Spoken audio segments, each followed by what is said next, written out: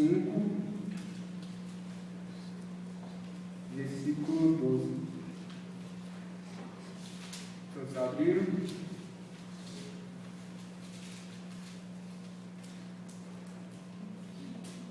Diz assim a palavra do Senhor: porque devendo já ser mestres pelo tempo, ainda necessitais de que se vos torne a ensinar quais sejam os primeiros rudimentos das palavras de Deus, e vos haveis feitos tais que necessitais de leite e não de sólido mantimento. É o versículo 13.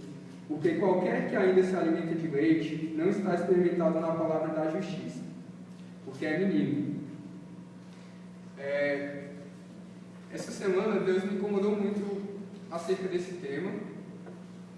Eu fiquei assim meio um pouco de medo mesmo, porque é um tema que, querendo ou não, você tem que ter um nível de maturidade maior para falar, um nível de maturidade espiritual mesmo. Mas foi a palavra que Deus colocou no meu coração, e quando eu estava lendo esse texto, eu comecei a chorar. Eu falei, mas Senhor, por que eu estou chorando? Eu não sou de chorar na presença de Deus mesmo, eu não sou de chorar. Aí a Nayara pegou e mandou uma mensagem lá no Facebook, falando que eu iria trazer a palavra, porque ela tinha sentido de Deus para eu trazer a palavra. Naquele mesmo dia, eu estava lá na minha casa e Deus começou a fazer lembrar aquilo que eu já tinha pensado, aquilo que ele já tinha me falado comigo através do seu Espírito. Foi até engraçado, porque eu fui, ao invés de eu escrever o esboço logo, eu fui assistir o jogo do basquete. Acabei esquecendo. É uma misericórdia, Senhor. Faz lembrar. Aí hoje eu, graças a Deus, consegui lembrar de tudo aquilo que Deus tinha falado no meu coração. Muitos aqui são crentes talvez há tanto tempo que já se acostumaram com essa vida. Essa vida a vida de crente mesmo.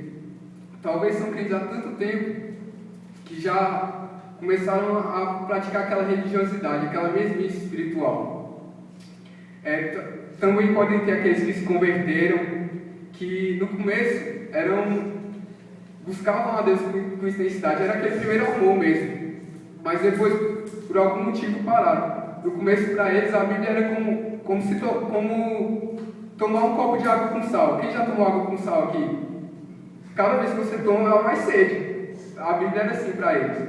Mas por algum motivo, alguma coisa aconteceu, não precisa ser um motivo sólido. Isso acontece, a gente vai deixando de buscar a palavra do Senhor. E essa noite eu queria exatamente chamar a atenção a respeito disso, a respeito dessa estagnação espiritual, desse caminhar na vida cristã a passos curtos, verdadeiramente passos de criança. O problema mora aí. Muitos de nós estão enfrentando, talvez até nem tenham notado, mas pararam de crescer espiritualmente. Estão parados, sem o desejo de crescer, aquilo que antes tinham e hoje não tem mais. E a palavra de Deus fala que aquele que não cresce espiritualmente acaba se tornando frágil. Ele é levado por qualquer vento de doutrina. Qualquer um que chegue e fala uma palavra de sabedoria para ele já corrompe. Ele já acredita naquilo porque ele não tem base, porque ele não conhece a palavra de Deus.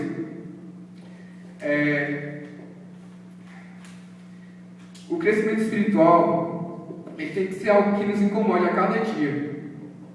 Nós temos que buscar isso de todo o nosso coração. Mas como buscar isso? Orando, lendo a palavra, tendo um relacionamento íntimo com Deus, procurando estar mais perto de Deus a cada dia, deixando de lado as coisas verdadeiramente de criança. Mas como assim de criança? 1 Coríntios, capítulo 3, versículo 3 diz: porque ainda sois carnais, pois havendo entre vós inveja, contenda e dissensões, não sois porventura carnais? Irmãos, em nome de Jesus, tiremos isso de nosso meio, tiremos isso da nossa mocidade. Vamos ter humildade, vamos ser imitadores de Cristo. Paulo, que era Paulo, falava, eu sou o menor dos apóstolos. Cristo, que quer exemplo maior, Cristo, em Filipenses 2,5, tendo em vós o mesmo sentimento que teve Cristo Jesus, pois, sendo semelhante a Deus, não teve por usurpação ser igual a Deus, mas tomou a forma de homem, se tornou servo. Irmãos, tenhamos humildade. Aquele que cresce espiritualmente, cresce de tal maneira que passa a conhecer as coisas divinas, deixa de ser um aprendiz para ser verdadeiramente um mestre. Pelo tempo que somos cristãos, quantos de nós aqui já deviam ser mestres pelo tempo e continuam com essa fé edificada não na rocha, mas em algo frágil, que qualquer ventinho que der, ela pode desmoronar. Quantos aqui conseguem pegar sua Bíblia, chegar numa pessoa e falar 5 minutos de Jesus? Além daquilo que qualquer incrédulo aí sabe. Ah, Jesus é bom. Jesus é bom demais. Mas muitos aqui não conseguem chegar e falar uma palavra mais profunda, uma palavra que toca o coração da pessoa, que ela se converta. A gente não consegue exatamente por isso, porque nós não estamos experimentados na palavra da justiça. Não temos procurado crescer naquilo que cremos mesmo. Aquele que cresce espiritualmente adquire discernimento proveniente do Espírito Santo. E não é qualquer homem que chega com palavras de sabedoria que vai derrubar. Aquele que deixa de ser menino para de julgar os irmãos. É engraçado quando o pastor começa a pregar e muitas vezes você está perto do irmão e o irmão te cutuca assim e fala: essa palavra é para você. Para de ser hipócrita, a palavra é para você também. A palavra de Deus quer falar com você. Em nome de Jesus, Deus quer falar com você e você está aí julgando seu irmão falando que a palavra é para você, ou que a palavra é para ele quando a palavra é para você. Ou então você está naquele jeito que o pastor começa a pregar e você fala: ah, esse pastor aí, sei não. Está achando que é um show de talentos, que você dá sua nota quando o pastor vai pregar, você fala: ah, a pregação hoje foi boa, a pregação merece sim, vai passar. Mas, na verdade, a gente tem que tomar essas palavras para a nossa vida. Se a Bíblia fosse feita só daquilo que nós queremos saber, daquilo que nos agrada, todo mundo ia para o céu, porque não ia precisar mudar nada. Se a Bíblia não fosse aquilo que não falasse, não condenasse o homossexualismo, todo homossexual ia para o céu. Mas a Bíblia condena. Glória a Deus. Mateus 7 fala: tira primeiro o argueiro que está no teu olho e verás. Meu irmão costuma falar muito isso para mim. Tira primeiro o argueiro que está no teu olho, então você verás a trave que está no olho do teu irmão. Talvez ele nem sabe o que é um argueiro. O argueiro é um cisco no olho. Mas muita gente aqui não tem um cisco não, acho que é uma pá de terra no olho. Porque não consegue olhar para a sua própria vida, julga a vida do irmão. Irmãos, crescemos espiritualmente, porque aquele que julga a vida do seu irmão está sendo menino, está sendo criança. Aquele que busca crescer espiritualmente, esse será cheio do Espírito Santo. Mas ser cheio do Espírito Santo não é da forma que muitos aqui pensam. Ah, o irmão ali está falando em línguas, ele é cheio do Espírito Santo. Ele está profetizando, caiu rodando ali. Esse é cheio do Espírito Santo. Mas isso não é ser cheio do Espírito Santo. Ser cheio do Espírito Santo é quando você está sozinho com sua namorada e você decide não cair na tentação do diabo. Você sabe que o diabo tem tentado te derrubar e você resiste. Isso é ser cheio do Espírito Santo. Ser cheio do Espírito Santo é quando você vai falar com uma pessoa, mesmo ela sendo do mundo, e você fala de Cristo, você fala do amor de Deus. Ser cheio do Espírito Santo é quando você vai estar na roda de amigos do futebol, que costuma ter palavrão, e você não fala palavrão, o seu linguajar é santo. Ser cheio do Espírito Santo é ter o rosto, a forma, com as características do Espírito Santo. Não sei se vocês já repararam, quando uma pessoa cheia do Espírito Santo chega perto da gente, e nós não temos aquelas características, aquele tá de bem com a vida, a pessoa está sempre feliz. Você se pergunta por que ela está sempre feliz? Porque ela tem Deus. E isso incomoda aqueles que não têm o Espírito Santo de Deus. Para de ser menino, você pode ser igual a ele, cresce espiritualmente.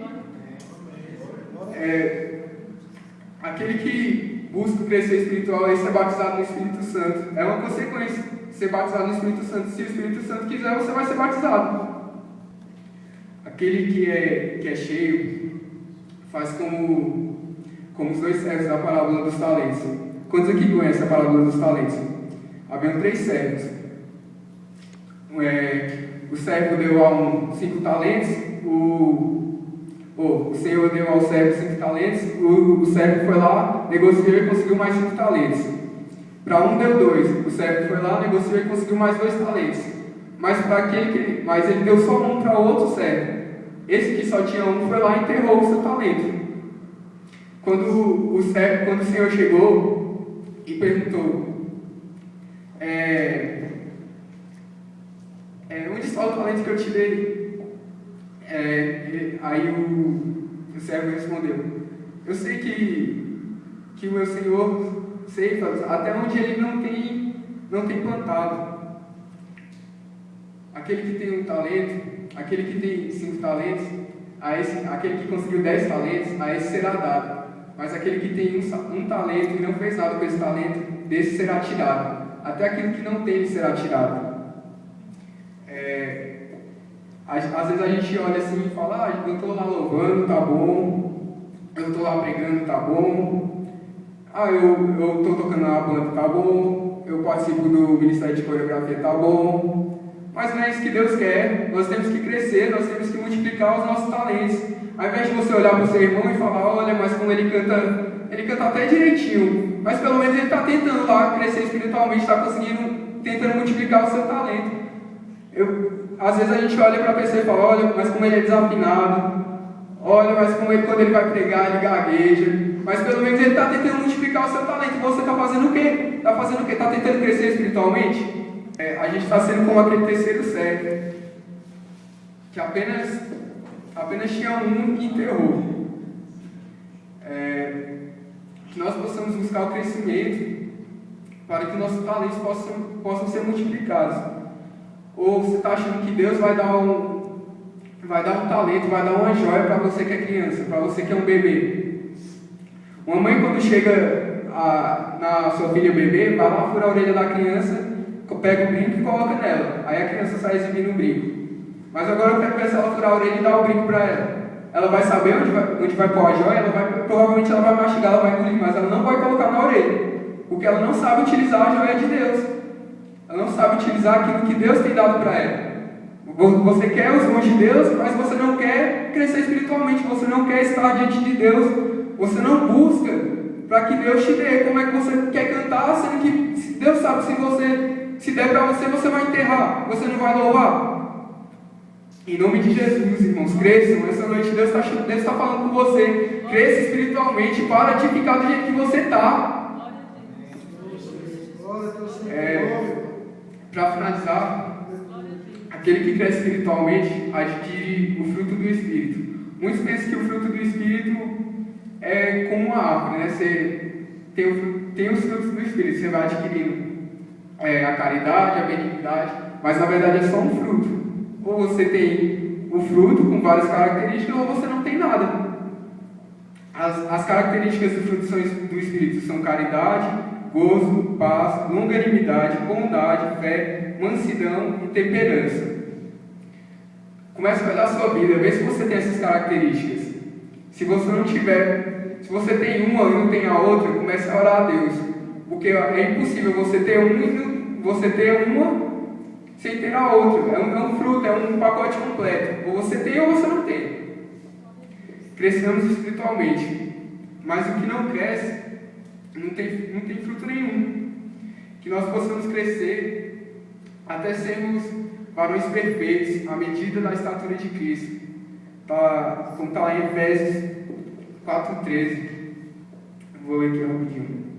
Até que todos cheguemos à unidade da fé e ao conhecimento do Filho de Deus, a varão perfeito, à medida da estatura completa de Cristo, para que não sejamos mais como meninos inconstantes, levados em roda por todo vento de doutrina, pelo engano dos homens que com astúcia enganam fraudulosamente.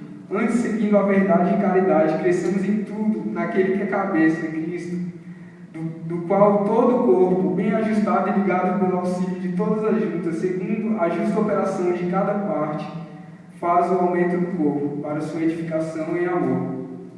Amém?